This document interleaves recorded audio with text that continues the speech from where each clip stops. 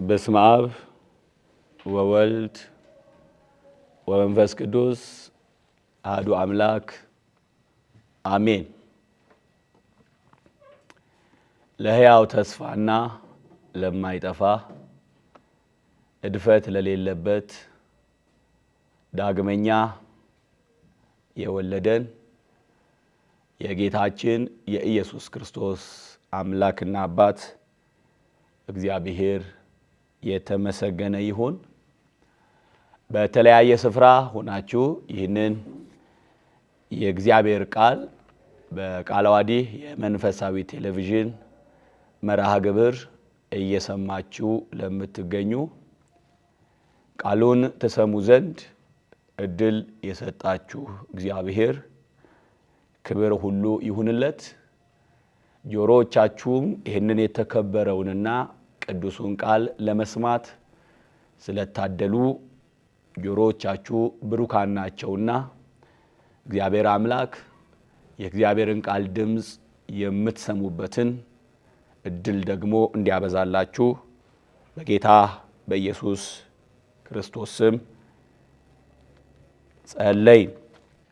የእግዚአብሔርን ቃል ክፍል እናነብና የማቴዎስ ወንጌል ምዕራፍ 18ን ጸልየን በእግዚአብሔር ፊት ደግሞ እግዚአብሔር የሚለንን እንሰማለን። በዚያች ሰዓት ደቀ መዛሙርቱ ወደ ኢየሱስ ቀርበው በመንግሥተ ሰማያት ከሁሉ የሚበልጥ ማን ይሆን አሉት። ሕፃን ጠርቶ በመካከላቸው አቆመ፣ እንዲህም አለ፣ እውነት እውነት እላችኋለሁ ካልተመለሳችሁ እንደ ሕፃናትም ካልሆናችሁ ወደ መንግሥተ ሰማያት ከቶ አትገቡ። እንግዲህ እንደዚህ ሕፃን ራሱን የሚያዋርድ ሁሉ በመንግሥተ ሰማያት የሚበልጥ እርሱ ነው። እንደዚህም ያለውን አንድ ሕፃን በስሜ የሚቀበል ሁሉ እኔን ይቀበላል። በእኔም ከሚያምን ከእነዚህ ከታናናሾቹ አንዱን የሚያሰናክል ሁሉ የወፍጮ ድንጋይ በአንገቱ ታስሮ ወደ ጥልቁ ባህር መስጠም ይሻለው ነበር። ወዮ ለዓለም ማሰናከያ ስለ ማሰናከያ ሳይመጣ አይቀርምና፣ ነገር ግን በእርሱ ጠንቅ ማሰናከያ ለሚመጣበት ለዚያ ሰው ወዮለት። እጅ ወይም እግር ብታሰናክል ቆርጠ ካንተ ጣላት። ሁለት እጅ ወይም ሁለት እግር ኖሮ ወደ ዘላለም እሳት ከምትጣል ይልቅ አንካሳ ወይም ጉንድሽ ሆነ ወደ ሕይወት መግባት ይሻልሃል። ዓይን ብታሰናክል አውጥተህ ካንተ ጣላት። ሁለት ዓይን ኖሮ ወይ ወደ ገሃነመ እሳት ከምትጣል ይልቅ አንዲት ዓይን ኖሮ ወደ ሕይወት መግባት ይሻልሃል። ከነዚህ ከታናናሾቹ አንዱን እንዳትንቁ ተጠንቀቁ። መላእክቶቻቸው በሰማያት ዘወትር በሰማያት ያለውን የአባቴን ፊት ያያሉ እላችኋለሁና። የሰው ልጅ የጠፋውን ለማዳን መጥቷልና። ምን ይመስላችኋል? ለአንድ ሰው 100 በጎች ቢኖሩት ከእነርሱም አንዱ ቢባዝን 99ኙን በተራራ ትቶ ሄዶም የባዘነውን አይፈልግምን? ቢያገኘውም እውነት እውነት እላችኋለሁ ካልባዘኑት ከ99ኙ ይልቅ በእርሱ ደስ ይለዋል። እንደዚሁ ከእነዚህ ከታናሾቹ አንዱ እንዲጠፋ በሰማያት ያለው አባታችሁ ፈቃድ አይደለም። ወንድም ቢበድል ሄደ አንተና እርሱ ብቻችሁን ሆናችሁ ውቀሰው። ቢሰማ ወንድምህን ገንዘብ አደረግከው። ባይሰማ ግን በሁለት ወይም በሶስት ምስክር አፍ ነገር እንዲጸና ዳግመኛ አንድ ወይም ሁለት ካንተ ጋር ውሰድ። እነርሱንም ባይሰማ ለቤተ ክርስቲያን ንገራት። ደግሞም ቤተ ክርስቲያንን ባይሰማት እንደ አረመኔና እንደ ቀራጭ ይሁንልን። እውነት እላችኋለሁ በምድር የምታስሩት ሁሉ በሰማይ የታሰረ ይሆናል፣ በምድርም የምትፈቱት ሁሉ በሰማይ የተፈታ ይሆናል። ደግሞ እላችኋለሁ ከእናንተ ሁለቱ በምድር በማናቸውም በሚለምኑት ነገር ሁሉ ቢስማሙ በሰማያት ካለው ከአባቴ ዘንድ ይደረግላቸዋል። ሁለት ወይም ሶስት በስሜ በሚሰበሰቡበት በዚያ በመካከላቸው እሆናለሁና። በዚያን ጊዜ ጴጥሮስ ወደ እርሱ ቀርቦ ጌታ ሆይ ወንድሜ ቢበድለኝ ስንት ጊዜ ልተውለት? እስከ 7 ጊዜን አለው። ኢየሱስ እንዲህ አለው፣ እስከ 7 ጊዜ 7 እንጂ እስከ 7 ጊዜ አልልህም። ስለዚህ መንግሥተ ሰማያት ባሮቹን ሊቆጣጠር የወደደ ንጉሥን ትመስላለች። መቆጣጠር በጀመረ ጊዜ እልፍ መክሊት ዕዳ ያለበትን አንድ ሰው ወደ እርሱ አመጡ። የሚከፍለውን ቢያጣ እርሱና ሚስቱ ልጆቹም ያለውም ሁሉ እንዲሸጥና ዕዳው እንዲከፈል ጌታው አዘዘ። ስለዚህ ባሪያው ወጥቆ ሰገደለትና ጌታ ሆይ ታገሰኝ፣ ሁሉን እከፍልሃለሁ አለው። የዚያን ባሪያ ጌታ አዘንለትና ለቀቀው፣ ዕዳውንም ተወለት። ነገር ግን ያ ባሪያ ወጥቶ ከባሮቹ 100 ዲናር ዕዳ ያለበትን አንዱን አገኘና ዕዳህን ክፈለኝ ብሎ ያዘና አነቀው። ስለዚህ ባልንጀራው ባሪያ ወድቆ ታገሰኝ፣ ሁሉን እከፍልሃለሁ ብሎ ለመነው። እርሱም አልወደደም፣ ግን ሄዶ ዕዳውን እስኪከፍል ድረስ በወህኒ አኖረው። ባልንጀሮቹ የሆኑ ባሮችም ያደረገውን አይተው እጅግ አዘኑ። መጥተውም የሆነውን ሁሉ ለጌታቸው ገለጡ። ከዚያ ወዲያ ጌታው ጠርቶ አንተ ክፉ ባሪያ፣ ስለ ለመንከኝ ያን ዕዳ ሁሉ ተውልህ፣ እኔ እንደማሩ ባልንጀራ የሆነውን ያን ባሪያ ልትምረው ላንተስ አይገባህምን አለው። ጌታውም ተቆጣና ዕዳውን ሁሉ እስኪከፍል ድረስ ለሚሰቃዩት አሳልፎ ሰጠው። ከእናንተ እያንዳንዱ ወንድሙን ከልቡ ይቅር ካላለ እንዲሁ ደግሞ የሰማዩ አባቴ ያደርግባችኋል። እግዚአብሔር አምላክ ሆይ እናመሰግንሃለን። ክብር ለስም ይሁን።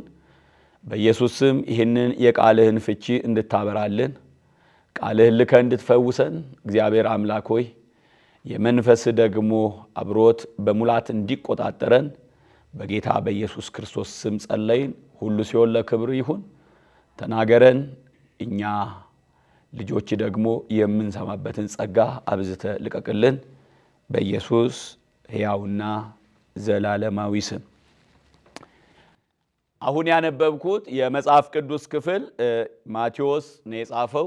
እንግዲህ ማቴዎስ ከ12ቱ ሐዋርያት አንዱ ነው። በአራቱ የሐዋርያት ዝርዝሮች በዚህ ስም ሲታወቅ እንግዲህ በማቴዎስ ወንጌል ብቻ ቀራጩ የሚል ቅጽል ተጨምሮ ሲጠራ በዚህ ማቴዎስ 10:3 ላይ እናያለን። እንግዲህ ማርቆስና ሉቃስ እንግዲህ ቤተሰቡ በሚጠሩት ደግሞ ሌዊ ብለው ሲጠሩት ተገልጦ እናያለን።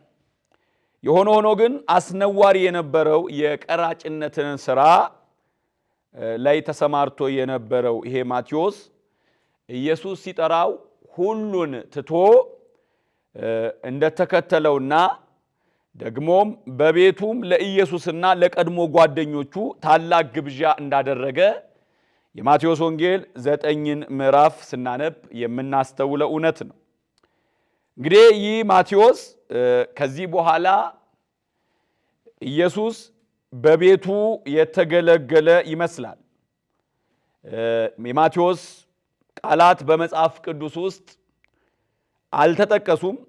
ማቴዎስ ግን ቀራጭን እንኳን በሚምር በእግዚአብሔር ጸጋ እየተደነቀ ሕይወቱንና ያለውን ሁሉ ለክርስቶስ አገልግሎት የሰጠ ትሑት አገልጋይ መሆኑን የማቴዎስን ወንጌል ስናነብ ጠቅላላ ሕይወቱን ለኢየሱስ የሰጠ ትሑት አገልጋይ መሆኑን እናስተውላለን።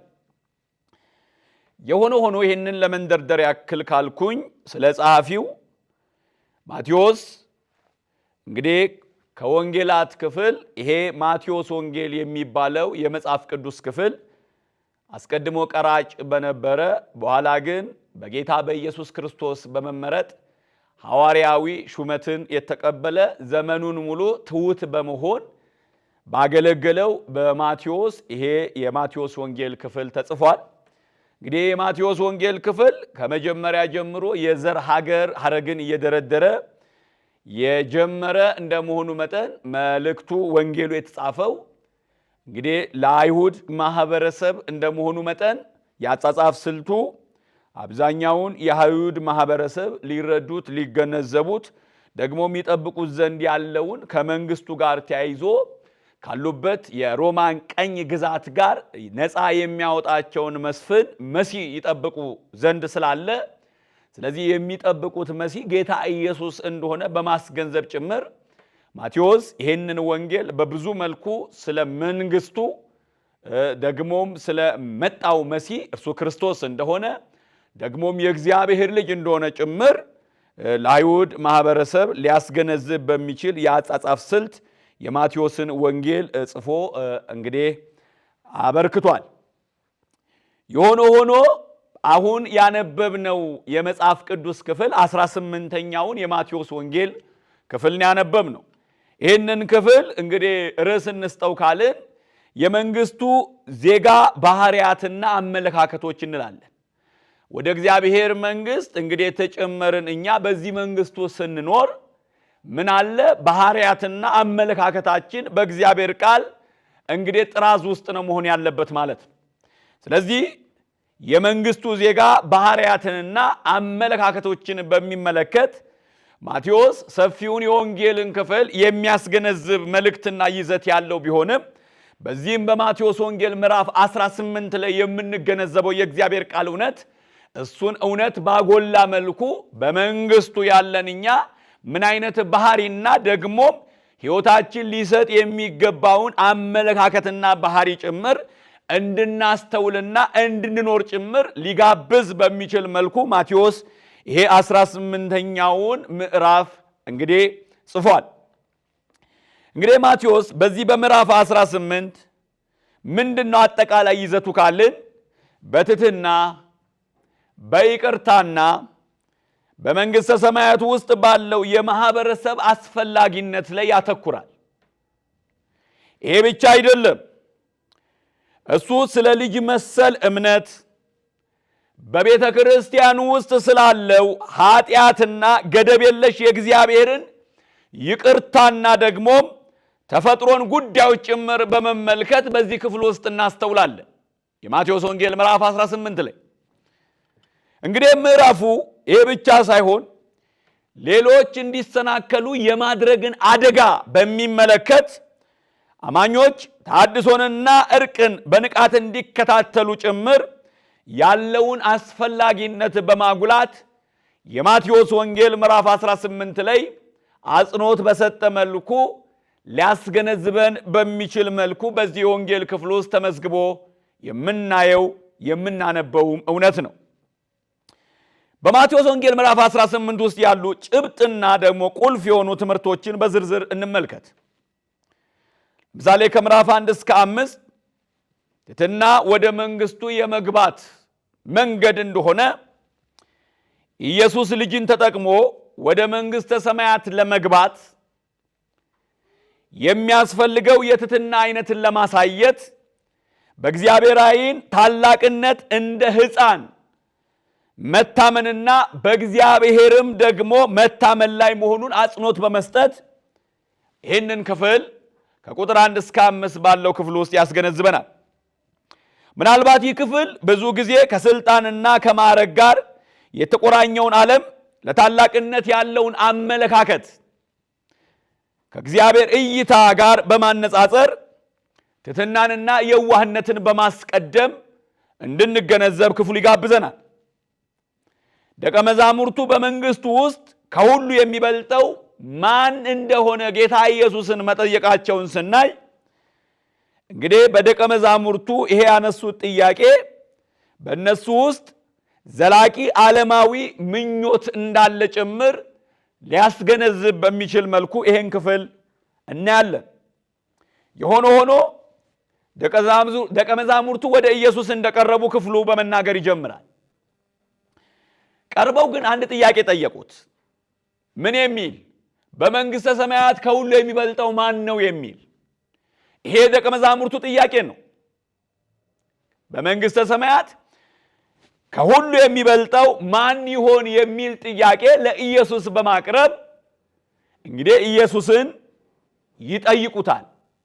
ጌታ ኢየሱስ ሕፃን ይጠራና ወደ ራሱ ደግሞም በመካከላቸው ካቆመ በኋላ እውነት እውነት እላችኋለሁ ካልተመለሳችሁ እንደ ሕፃናትም ካልሆናችሁ ወደ መንግስተ ሰማያት ከቶ አትገቡም በማለት ምንድነው እየነገረን ያለው ብለን ስናይ መመለስ ደግሞም ስንመለስ እንደ ሕፃናት እንደሆነ ክፍሉ በማስገንዘብ ይነግረናል። ስለዚህ ጥያቄ የፈጠረባቸውን ደቀ መዛሙርቱን ተከትሎ ጌታ ኢየሱስ የሰጠውን ምላሽ ርቀት ስናይ ምንድነው ካልን ጌታ ኢየሱስ የመለሰው እንደ ሕፃናት ካልሆናችሁ ደግሞም ካልተመለሳችሁ ወደ እግዚአብሔር መንግስት አትገቡም በማለት ወደ እግዚአብሔር መንግሥት መግባት የሚፈልግ ሰው መመለስ እንዳለበትና አመላለሱንም በሚመለከት እንደ ሕፃን መሆን እንዳለበት ሕፃንን ጠርቶ መሐከላቸው አቁሞ ጌታ ኢየሱስ እንደ ሕፃናት ተመለሱ ደግሞም በእግዚአብሔር ታመኑ በማለት ያምኑና ደግሞም ይታመኑ ዘንድ ስላለው ነገር የእግዚአብሔር ቃል ጥርት አድርጎ ግልጽ በሆነ መልኩ ይነግረናል። የሆነ ሆኖ በዚህ ክፍል ውስጥ ይሄም ብቻ ሳይሆን ከሁሉ የሚበልጠው ማን ነው ለሚለው ጥያቄ ጌታ ኢየሱስ በቁጥር 4 ላይ የጠራውን ሕፃን ምሳሌ አድርጎ የመለሰበትን አግባብ ስናይ ራሱን እንደዚህ ሕፃን የሚያዋርድ ሁሉ በመንግሥተ ሰማያት የሚበልጠው እርሱ ነው በማለት በመንግሥተ ሰማያት ማን ይሆን ትልቅ ብለው ለጠየቁ ደቀ መዛሙርቶች እንደዚህ ሕፃን ራሳችሁን አዋርዱ በማለት በመንግሥተ ሰማያት እንደዚህ ሕፃን ራሳችሁን ብታዋርዱ ከሁሉ ትልቅ የምትሆኑት እናንተ ናችሁ በማለት ከሁሉ ትልቅ የሚኮንበትን መንገድ ጌታ ኢየሱስ ለጠየቁት ደቀ መዛሙርት ምላሽ ይሰጣል። ይሄ ብቻ አይደለም። እንደዚህ ያለውን አንድ ሕፃን በስሜ የሚቀበል ሁሉ እኔን ይቀበላል በማለት ኢየሱስ እንደዚህ ያለውን ሕፃን መቀበል የኢየሱስን ምላሽንም በሚመለከት በማስገንዘብ ይህንን ሕፃን የሚቀበል እኔን ይቀበላል በማለት እንደ ሕፃን ያለውን የሕይወት ምልልስ ያለውን የሚቀበል ሰው የኢየሱስን ምላሽ በግልጽ እንደምናየው እዚህ ክፍል ውስጥ እኔን ይቀበላል በማለት ይሄ ክፍል ያስገነዝበናል።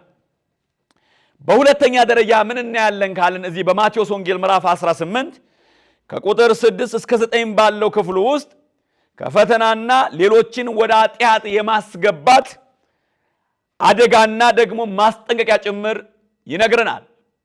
በማቴዎስ ወንጌል ምዕራፍ 18 ከቁጥር 6 እስከ 9 ባለው ክፍል ውስጥ ምን እናስተውላለን ካልን ኢየሱስ ሌሎችን በተለይም ደካማ እምነት ያላቸውን ሰዎች ኃጢአት እንዳይሰሩ ሲያስጠነቅቅ እናያለን። ኃጢአትን ከመስራትና ደግሞም የዘላለም ፍርድ ከመጋፈጥ አካላዊ ጉዳት ቢደርስ እንደሚሻለም ጭምር ሊያስገነዝብ በሚችል አገላለጽ በዚህ ክፍል ውስጥ ይሄንን እውነት እናያለን። ስለዚህ በዚህ ክፍል ውስጥ ግትር የሆነ አቋም እናያለን። በእኔ ከሚያምኑ ከነዚህ ከታናናሾቹ አንዱን የሚያሰናክል ያለውን ዕጣ ፈንታ በሚመለከት የወፍጮ ድንጋይ ባንገቱ ታስሮ ወደ ጥልቁ መስጠም ይሻለው ነበር በማለት ወደ ባህር ጥልቀት ይሰጥም ዘንድ በተሻለው በማለት ማሰናከል ያለውን አደጋ ሊያስገነዝብ በሚችል መልኩ እዚህ ክፍል ውስጥ ይነግረናል። ምክንያቱም እጅ ቢያሰናክል እግር ቢያሰናክል እያለ ያለው ቆርጠ ካንተ ጣል በማለት ምክንያቱም ሁለት እግርና ሁለት እጅ ይዘን ወደ ገሃነም እሳት ከምንገባ ደግሞም ጉንድሽ ሆነን ወደ ሕይወት መግባት እንደሚሻለን በማስገንዘብ ግትር ያለ አቋም በመናገር በዚህ ክፍል ውስጥ ማሰናከልን ተከትሎ ያለውን ምላሽ እንድንገነዘብ የወንጌሉ ክፍል ያስጠነቅቀናል። ስለዚህ ይህንን ክፍል አማኞች የሌሎችን እምነት የመጠበቅ ደግሞም የመንከባከብ ኃላፊነት እንዳለባቸው በተለይም ወጣት ወይም ደግሞ ለእምነት አዲስ የሆኑትን ጭምር መንከባከብ እንዳለብን ይሄ ክፍል ያሳስበናል። ስለዚህ በዚህ ክፍል ውስጥ ከፈተናና ሌሎችን ወደ ኃጢአት ከሚያስገባ አደጋና ደግሞ ማስጠንቀቂያ ጭምር ክፍሉ በማስገንዘብ እስከ ቁጥር 9 ባለው ክፍል ውስጥ ይነግረናል። ዓይንን በማንሳት የሰውነት ክፍሎችን በማንሳት ስለዚህ እነዚህ ነገሮች ብናጣ እንደሚሻል ከሕይወት ከምንጎድል እነዚህ ነገሮች አተን ወደ ሕይወት መግባት እንደሚሻል በንጽጽር በማስገንዘብ እንግዲህ የምንገዳደረው ደግሞም ሰዎችን ማስተናከል እያጠፋን ያለውን ጥፋት በሚመለከት በእግዚአብሔር ዘንድ ምን ያህል ትልቅና የገዘፈ እንደሆነ ሊያስገነዝብ በሚችል መልኩ ይሄ የወንጌል ክፍል ያሳስበናል። በሶስተኛ ደረጃ ምን እናያለን ካልን የጠፋው በግ ምሳሌን እናያለን። ከቁጥር 10 እስከ 14 ባለው ክፍል ውስጥ ይህ ምሳሌ በእግዚአብሔር ለእያንዳንዱ ግለሰብ ያለውን ታላቅ ፍቅርና ደግሞ መመሻት የሚያሳይ ክፍል ሆኖ እናያለን።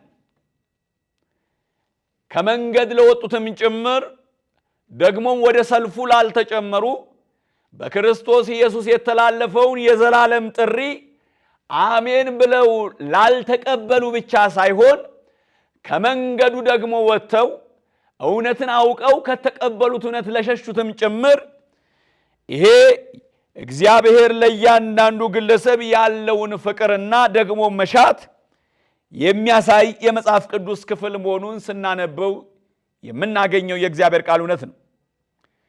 ከነዚህ ከታናናሾቹ አንዱን እንዳትንቁ ተጠንቀቁ ማለት መላእክቶቻቸው በሰማያት ዘወትር በሰማይ ያለውን የአባቴን ፊት ያያሉ እላቸዋለሁ፣ የሰው ልጅ የጠፋው ለማዳን መጥቷልና በማለት ጌታ ኢየሱስ ወደዚህ ዓለም የመጣበትን ዓላማና አግባብ በሚመለከት የጠፋውን የሰው ልጅ ለማዳን እንደመጣ ክፍሉ ይናገራል።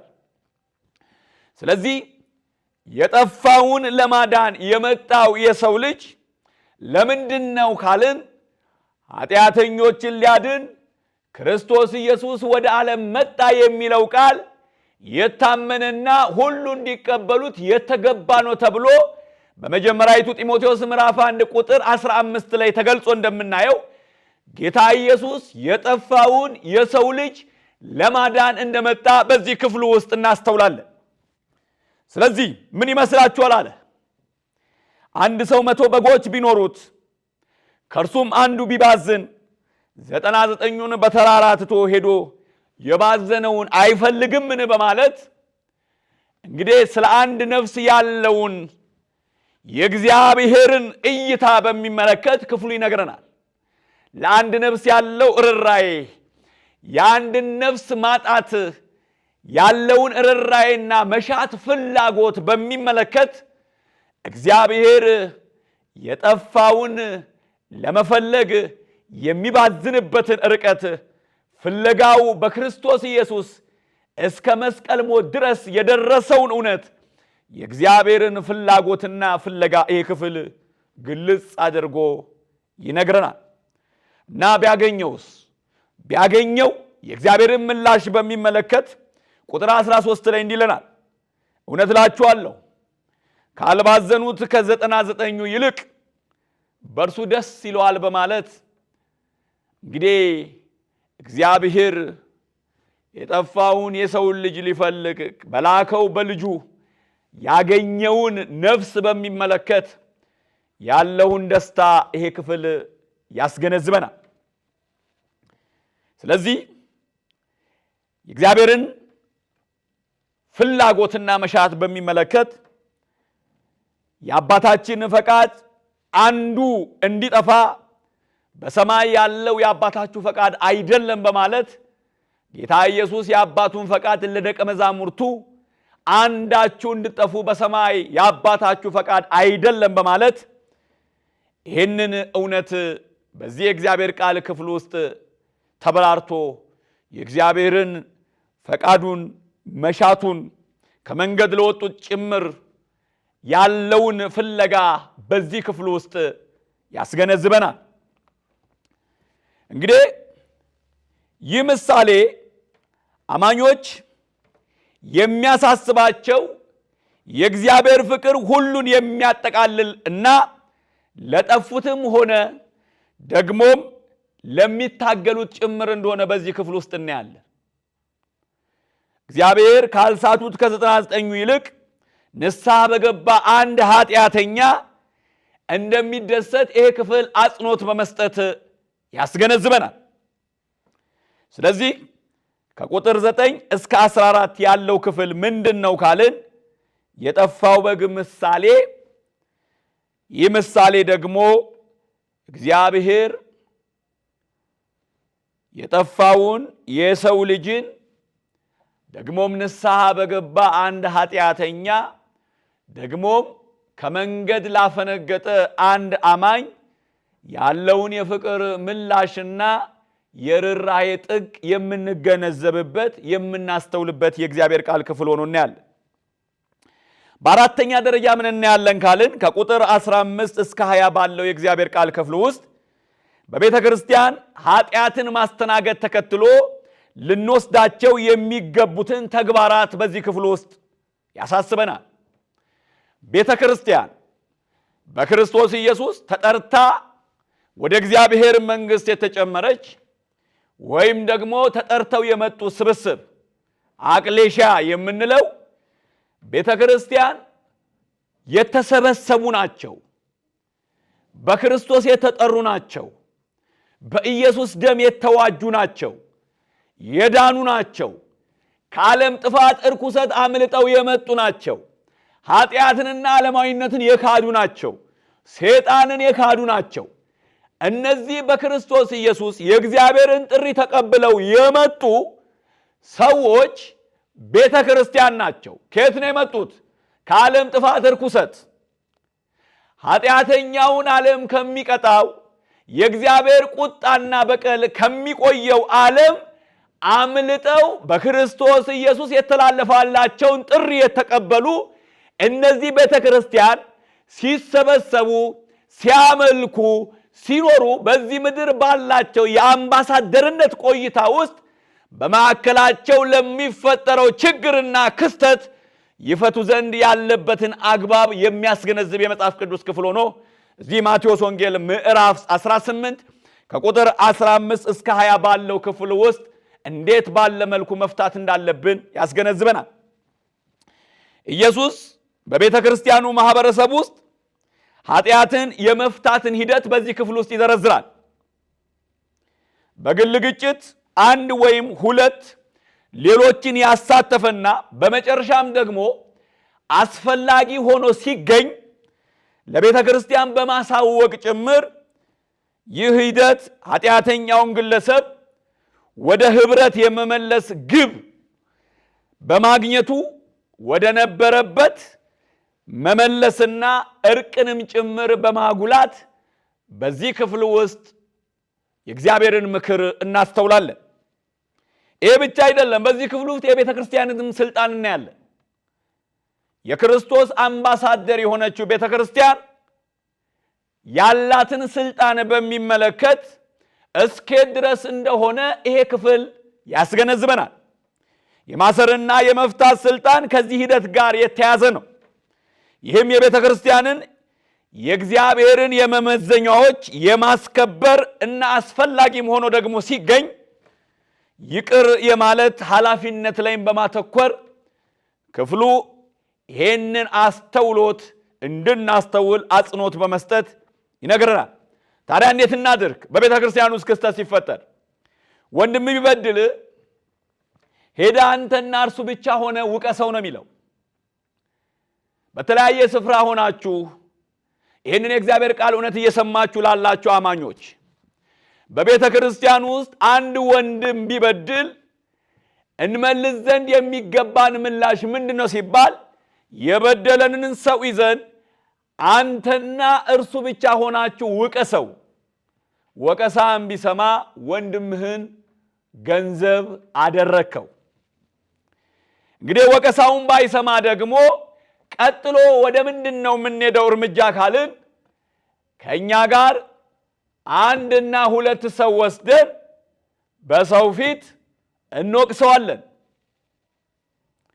እንግዲህ ሁለት ወይም ሶስት ምስክር በሁለትና በሶስት ምስክር አፍ እንደሚጸና ቃሉ በመናገር አንድ ወይም ሁለት ከኛ ጋር ወስደን እንወቅሰዋለን። እቺ ወሰድናቸውን ሰውስ ባይሰማ ለቤተ ክርስቲያን እንነግራለን። ቤተ ክርስቲያንን ባይሰማ እንደ አረመኔና እንደ ቀራጭ ይሁንልህ።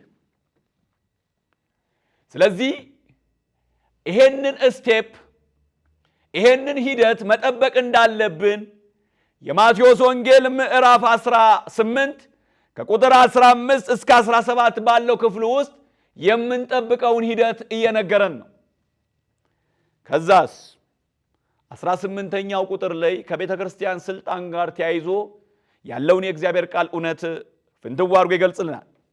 እውነት እላችኋለሁ በምድር የምታስሩት ሁሉ በሰማይ የታሰረ ይሆናል፣ በምድርም የምትፈቱት ሁሉ በሰማይ የተፈታ ይሆናል በማለት የቤተ ክርስቲያንን ስልጣን እንግዲህ ከማሰርና ከመፍታት ጋር የተያያዘ እንደሆነ ይህም የቤተ ክርስቲያንን የእግዚአብሔርን መመዘኛዎች የማስከበር አስፈላጊም ሆኖ ሲገኝ ደግሞ ይቅር የማለትን ኃላፊነት ጭምር በማጉላት በዚህ ክፍል ውስጥ እንድናስተውል ይጋብዘናል። አምስተኛው ምንድን ነው? እንግዲህ ይሄንን በዚህ ካየን በአምስተኛ ደረጃ ደግሞ አሁንም ክፍሉን ስናይ በዚህ በማቴዎስ ወንጌል ምዕራፍ 18 ከቁጥር 21 እስከ 35 ባለው የእግዚአብሔር ቃል ክፍል ውስጥ ይቅር የማይለው አገልጋይ ምሳሌን በማንሳት ይነግረናል። የጴጥሮስ ጥያቄ ለምን ያህል ጊዜ ይቅር ማለት እንዳለበት 7 ጊዜ 7 መልስ ማግኘቱ እንደተጠበቀ ሆኖ በዚህ እውነቱ ውስጥ ምን እናስተውላለን ካልን ወሰን የለሽ የይቅርታ ተፈጥሮ ላይ አጽንኦት በመስጠት ምሳሌው አምላክ ይቅር የሚለውን ሰፊ የኃጢአት ዕዳ አንድ አገልጋይ ሊከፍለው ከሚገባው ትንሽ ዕዳ ጋር ሲነጻጸር የይቅርታ ተመጣጣኝ ያልሆነ ባህሪ አጉልቶ በማሳየት ክፍሉ ይነግረናል። ይሄ ብቻ አይደለም። ይቅር የማይለው አገልጋይ ለባልንጀራው ያለው ጭካኔ የእግዚአብሔርን የተትረፈረፈ ጸጋ ከተቀበለ በኋላ ይቅርታን መከልከል የሚያስከትለውንም ደግሞም ተከትሎ የሚመጣውንም መዘዝ የሚያሳይ ክፍል ሆኖ ከዚህ በማቴዎስ ወንጌል ምዕራፍ 21 እስከ 35 ባለው ክፍል ውስጥ እናስተውላለን። እንግዲህ ይህ ምሳሌ ይቅርታ እንደ አማራጭ ሳይሆን የክርስትና እምነት ሕይወት መሰረታዊ ገጽታ መሆኑን ጭምር ያሳየናል። ጴጥሮስ ወንድሜ ቢበድለኝ ወይም ደግሞ ስንት ጊዜ ልተውለት በማለት ጌታ ኢየሱስ ይተው ዘንድ ያለውን እስከ 7 ጊዜ 7 እንጂ 7 ጊዜ አልልህም በማለት ገደብ የለሽ የእግዚአብሔርን ምሕረት ይቅርታ በሰው ሕይወት ውስጥ ይመልስ ዘንድ እንደሚገባ በአገልጋይ ሕይወት ውስጥም ደግሞ ይደረግ ዘንድ እንደሚገባ በማስገንዘብ ጌታ ኢየሱስ 7 ጊዜ 7 እንጂ 7 ጊዜ አልልህም በማለት ይቅር ዘንድ ያለውን አንድ አገልጋይ ከይቅርታ ጋር ተያይዞ ያለውን የሕይወት ምላሽ ያስገነዝባል። ስለዚህ መንግሥተ ሰማያት ባሮቹን ሊቆጣጠር የወደደን ንጉሥ ትመስላለች በማለት ምሳሌ ያቀርባል። መቆጣጠር እንደጀመረ እልፍ መክሊት ዕዳ ያለበት ሰውም እንዳለ የሚከፍለውን ቢያጣ እርሱና ሚስቱ ያለውን ሁሉ እንዲሸጡና ዕዳውን እንዲከፍል ጌታ ማዘዙን በመናገር ይህን ምሳሌ ያቀርባል። እና ባሪያው ወድቆ ሰገደለትና ጌታ ሆይ ታገሰኝ፣ ጥቂት ጊዜ ስጠኝ እከፍልሃለሁ በማለት በጌታውና በባሪያው መካከል ያለውን ምልልስ የመጽሐፉ ክፍል ይነግረናል። የዛ ባሪያ ጌታ አዘነ። ማዘን ብቻ አይደለም፣ ለቀቀው፣ ተወለት እና የዛ ባሪያ ጌታ አዘነለትና ከለቀቀው በኋላ ነገር ግን ይሄ ምሕረት የተደረገለት በጌታው ባሪያ ሲወጣ አንድ ዕዳ ያለበትን ባልንጀራ ያየዋል እና መጽሐፉ ክፍል ልክ ሲያገኘው ዕዳዬን ክፈለኝ ብሎ አነቀው ነው የሚለው። ይሄ ባልንጀራው እሱም እባክህ ታገሰኝ እከፍልሃለሁ ቢል አይ አልወድም እና ከባልንጀሮቹ 100 ዲናር ዕዳ ያለበትን አንዱን አገኘና ዕዳውን ክፈለኝ ብሎ ያዘና አነቀው በማለት ስለዚህ ባልንጀራው ባሪያ ወጥቆ ታገሰኝ ሁሉንም እከፍላለሁ ብሎ እንደለመነው ክፍሉ ይናገራል። እርሱም ግን አልወደደም እና ሄዶ ዕዳውን እስኪከፍል ድረስ ይሄ ምህረት የተደረገለት ሰው ወስዶ ባልንጀራውን ወይን ቤት እንደጣለው ክፍሉ ይናገራል። ታዲያ ባልንጀሮቹ የሆነውን ያዩ አስቀድሞ ምህረት ያደረገለት ጌታ መተው ይሄ ምህረት የተደረገለት ባሪያው ያደረገውን ለጌታው ነገሩት እና ይሄም ጌታ ወዲያው ይሄንን ባሪያ አስጠራው እና ጌታው ጠርቶ አንተ ክፉ ባሪያ ስለለመንከኝ ያንን ዕዳ ሁሉ አልተውኩልህምን በማለት እና እኔ እንደማሩ ባልንጀራህን የሆነውን ባሪያ አንተስ ልትምረው አይገባምን በማለት እና ምህረት መቀበሉን ተከትሎ ነገር ግን እሱም ደግሞ ዕዳ ያለበትን ምህረት ለመስጣት እንደተሳነው በማስገንዘብ ይህንን ክፍል በሁለት ሰው መካከል ያለውን ምልልስ ምሳሌ በማንሳት ጌታ ኢየሱስ ይናገራል እና ይሄ ክፍል በምንድነው የሚዘጋው ካልን ጌታው እንደተቆጣ ዕዳውን ሁሉ እስከሚከፍል ድረስ ወስዶ ለሚያሰቃዩት አሳልፎ ይሄንን ባሪያ እንደሰጠ ይናገራል። በጣም ግን የሚያስፈራው እሱ አይደለም። ይሄ ባሪያ የዘራውን ጌታው አሳጭዶ ዕዳውን እስኪከፍል ድረስ ለሚያሰቃዩት አሳልፎ ከሰጠ በኋላ ለኛ የተላለፈው መልእክት ግን እጅግ በማስተዋል ካላየነው ደግሞም ለተጠራንለት ሕይወት የሚመልስ ምላሽ አለማድረጋችን የሚያስከትለውን መዘዝና አጸፋ በሚመለከት የእግዚአብሔርን ምላሽ 35ኛው ቁጥር ላይ ይነግረናል። እንዲህ ተብሎ ተጽፏል። ከእናንተ እያንዳንዱ ወንድሙን ከልቡ ይቅር ካላለ ምንድን ነው? እንዲሁ ደግሞ የሰማዩ አባቴ ያደርግባችኋል።